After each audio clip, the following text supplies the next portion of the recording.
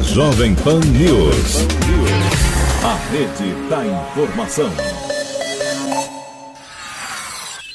Agora vai!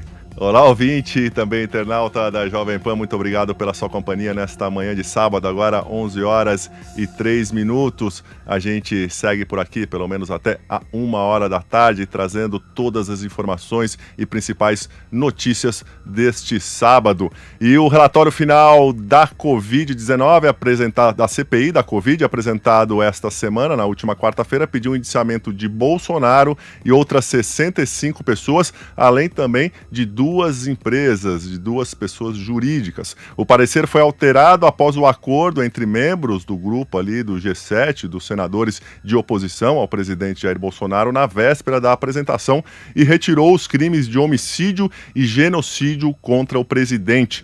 Quem traz mais informações, e eu converso agora, é Matheus Falivene, ele que é advogado especialista em direito penal. Doutor Matheus, muito bom dia, o senhor me escuta bem? Obrigado por participar aqui do Pan News. Bom dia, eu que agradeço, sim, estou escutando bem. Ótimo, então vamos lá. Começo por isso que eu acabei de falar, a retirada desses dois crimes de homicídio e genocídio contra o presidente do relatório da CPI. Foi uma questão política acertada ali entre os senadores ou uma questão jurídica? Não havia motivos para o presidente ser indiciado por esses dois crimes? Eu entendo que é uma questão muito mais jurídica, porque o que acontece é que era muito difícil se imputar esses crimes ao presidente e aos demais membros do governo federal. E essa é a grande questão.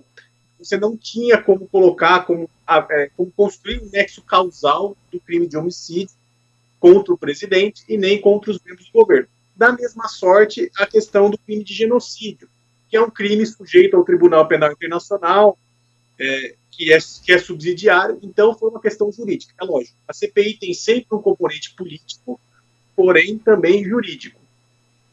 Matheus, me diga o seguinte para a gente, antes da gente seguir por aqui, quais são os próximos passos, né? O relatório agora é lido na próxima terça-feira, né? Os senadores aí ganharam uma semana para poder, né, se inteirarem do relatório, porque anteriormente ele iria ser entregue na última terça-feira e lido já na quarta-feira seguinte, quer dizer, 24 horas apenas para os senadores avaliarem, analisarem esse relatório. Agora ele é lido esta semana e depois já é votado. Essa votação é só entre os membros da CPI, né, da comissão, ou também vai para o plenário do Senado? Bom, os próximos passos agora do relatório. Ele é votado pela comissão e, uma vez aprovado, esse relatório será enviado à Polícia Civil dos estados, onde houver sido praticados os crimes, ao Ministério Público Federal, à Polícia Federal e também a eventuais Ministérios Públicos estaduais. E daí se dará prosseguimento a eventuais investigações para daí sim se apurar a prática de crimes. A gente tem que lembrar que o relatório ele é uma investigação, né? A CPI ela é uma investigação e o relatório é o final da investigação. E agora essa investigação vai prosseguir pela Polícia Civil, nos crimes que são de competência da Justiça Estadual, e na Polícia Federal, os crimes que são de competência da Justiça Federal, e em seguida os Ministérios Públicos Estaduais e Federal oferecerão denúncias se houver crime. Tá? Daí seguirá para a futura ação penal em alguns casos específicos. Doutor Matheus, e o trabalho dos senadores? Ele continua ou ele termina aqui após a votação do relatório que acontece esta semana? Eles aí, e mesmo antes desta votação, esse relatório ainda pode ser mexido ou ele já está fechado, não tem mais como acrescentar algum crime ou tirar algum crime, tirar algum pedido de indiciamento? Olha, ele ainda pode ser mexido, ainda há essa possibilidade. Há a possibilidade de ser alterado, só que alterar o relatório de última hora dificulta a sua aprovação, e essa é a grande questão. Dificilmente ele será alterado, mas pode. E além disso, uma vez encerrada a CPI, acaba a atividade investigatória do Senado. Não é possível mais se fazer a investigação. Porém, os senadores podem continuar trabalhando aí na sua atividade política, em outras questões, nas comissões, comissão de saúde, comissões de fiscalização, mas não como investigação, e sim na questão política das comissões.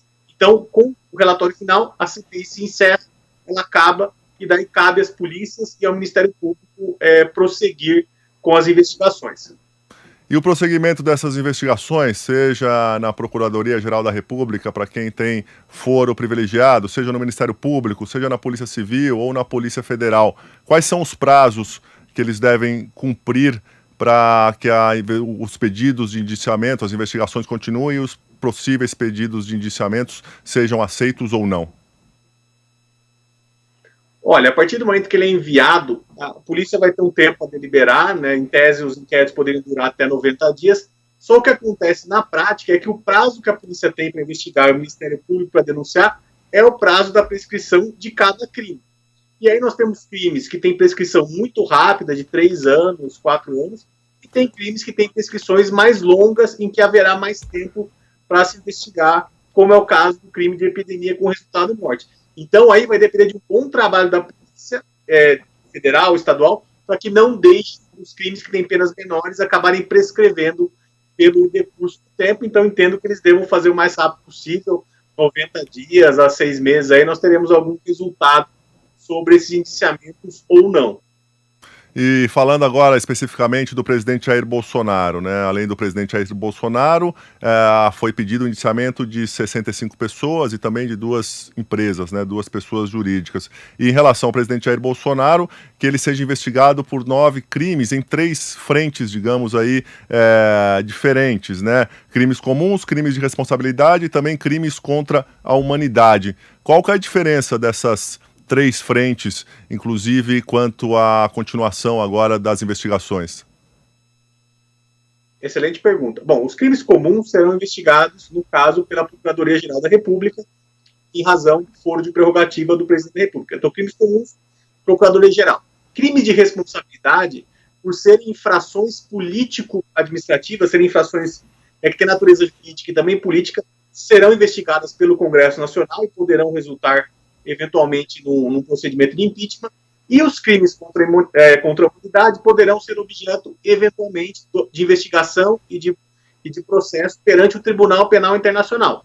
Só que a gente tem que lembrar uma coisa, o Tribunal Penal Internacional ele tem uma jurisdição subsidiária, só atua naqueles casos em que a justiça local não atua. Então, eu entendo que será difícil a atuação do Tribunal Penal Internacional nesse caso, não é impossível, mas entendo difícil, e o mais regular será a atuação das polícias, do Ministério do Poder Judiciário e também do Congresso Nacional, no caso de infrações político-administrativas dos crimes de responsabilidade. Doutor Matheus, me diga o seguinte, o presidente ele pode ser punido no decorrer do mandato por algum desses 9 crimes, ou isso ficaria para depois? E no caso de uma reeleição do presidente, já que a eleição acontece daqui a 1 ano, ficaria para depois desse segundo mandato também, ou tudo pode acontecer juntos ali? As coisas podem acontecer com o presidente também exercendo ainda a função de líder do governo federal? Sim, nesse caso, nos crimes de responsabilidade, pode haver um impeachment ainda quando ele está no exercício, e nos crimes comuns, por serem crimes cometidos, em tese, no exercício do mandato, ele poderá ser punido sim. E daí, inclusive, a Constituição, ela prevê um procedimento próprio para esses casos, que prevê o afastamento do presidente, prevê como é que deve ser o recebimento da denúncia nesses casos, é lógico. Mas, primeiro, o Procurador-Geral da República tem que denunciá-lo, ele tem que ser processado formalmente, para depois haver a deflagração desse procedimento.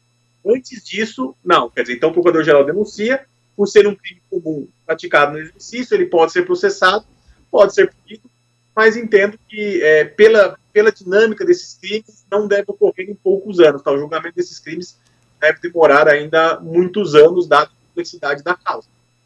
E quanto aos relatórios que, digamos aí, a gente chama de relatórios paralelos, né, que um já foi apresentado pelo senador Alessandro Vieira, o outro deve ser apresentado ainda esta semana aí, que junta ali dos senadores, né, o Marcos Rogério, também o Jorginho Melo, o Luiz Reisen, também o Eduardo Girão. Qual que é a função desses relatórios paralelos? Pelo que eles já adiantaram, principalmente desta equipe aí de senadores que são favoráveis ao presidente Jair Bolsonaro, eles vão pedir o indiciamento apenas do Carlos Gabas, que era ali o chefe do consórcio do Nordeste. Qual que é o real valor desses relatórios paralelos? Eles têm alguma função jurídica ou, volto naquela primeira pergunta, é apenas uma questão política de rebater o relatório da oposição? Olha, a função desses relatórios paralelos ela é muito mais política do que propriamente jurídica. É lógico, eles levantam o debate sobre alguns temas, sobre alguns pontos específicos, mas eles têm uma função muito mais política de pressionar, né, os membros da CPI, pressionar o presidente, o relator, para que eles modifiquem o relatório. Então, a função deles é muito mais política. Lógico, leva o debate jurídico, mas é uma função muito mais política do que propriamente jurídica a apresentação desses relatórios paralelos. E, doutor Matheus, uma última pergunta. Aqui em São Paulo, na Câmara dos Vereadores, está acontecendo já uma CPI da Prevent Senior, né? Também ligada, obviamente, à pandemia. Na Alesp, essa CPI também está para acontecer. Na Assembleia também Legislativa do Rio Grande do Norte também há uma outra CPI. Como é que funciona essas CPIs paralelas nos poderes legislativos de municípios e também de estados? Há um compartilhamento de informação, elas podem ocorrer paralelamente e as mesmas pessoas podem ter pedido de indiciamento também, tanto na CPI do Senado quanto na CPI das outras casas legislativas? Sim, essas outras casas legislativas, né, a Câmara Municipal ou Assembleias Estaduais, elas podem sim fazer CPIs, elas podem investigar por meio de CPIs, e é isso que está ocorrendo no caso da Prevent Senior. Você tem CPIs aqui no município de São Paulo, tem também na Assembleia Estadual de São Paulo, e é possível isso. E essas pessoas investigadas, elas podem ter sugerido indiciamento também nessas CPIs, e essas CPIs seguem em grande medida o mesmo ritmo da CPI que foi seguida no Senado. Você tem lá um prazo de 90 dias, você tem a investigação, tem oitivas, tem no final um relatório que traz as provas que foram produzidas, e esse relatório no final é enviado ao Ministério Público e elas podem ocorrer paralelamente. Você pode ter CPI em vários lugares paralelamente apurando questões relativas, é lógico, àquele estado ou aquele município, não uma questão nacional, como é o caso do que aconteceu com a CPI do Senado Federal. Doutor Matheus Falivene, advogado especialista em direito penal, muito obrigado pela sua presença aqui, pelos seus esclarecimentos sobre este tema que predomina nos nossos noticiários nos últimos 6 meses. Um bom dia, um ótimo sábado para o senhor. Bom dia, um ótimo sábado, até mais.